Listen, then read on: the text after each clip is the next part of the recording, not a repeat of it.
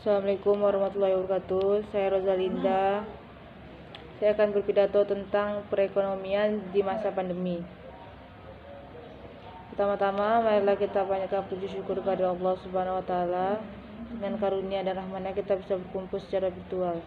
Shalawat beserta salam kita bacakan kepada Nabi besar kita Nabi Muhammad SAW dengan bersama-sama melafazkan Allahumma shalli ala sayyidina Muhammad wa ala ali sayyidina Muhammad.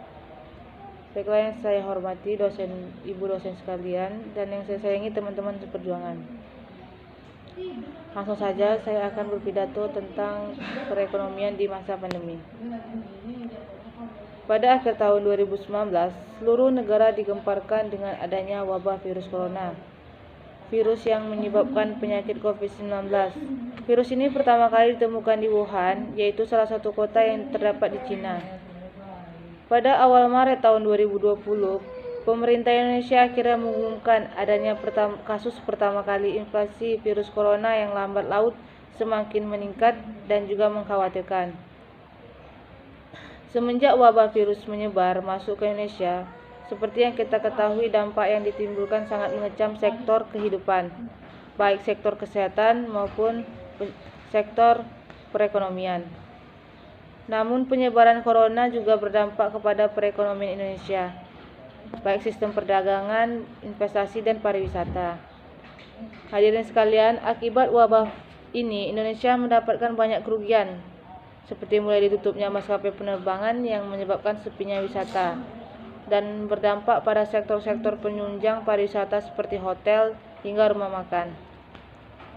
Selain itu, kunjungan wisata sektor investasi, perdagangan, usaha mikro menengah atau UMKM akan menurun hingga otomatis membuat pelaku usaha melakukan investasi untuk menekan kerugian. Akibatnya mau tidak mau harus mengurangkan karyawan atau bahkan memecatnya. Masyarakat mengalami penurunan pendapatan bahkan kehilangan pekerjaan. Seperti pedagang kaki lima, banyak pedagang kaki lima bisa berjualan dengan normal karena adanya wabah virus corona ini. Mereka yang biasanya berjualan di tempat keramaian, akibat virus ini harus merasakan ketidakenakannya. Gara-gara virus ini juga para pedagang tidak mendapatkan penghasilan yang tepat.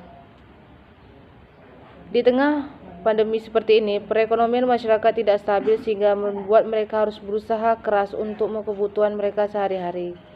Banyak hal yang dirugikan akibat pandemi COVID-19 ini sehingga pemerintah Indonesia melakukan berbagai upaya untuk memberantas virus ini. Kita sebagai masyarakat Indonesia harus siap membantu pemerintah dalam situasi seperti ini dengan patuhi terhadap aturan yang ditetapkan oleh pemerintah.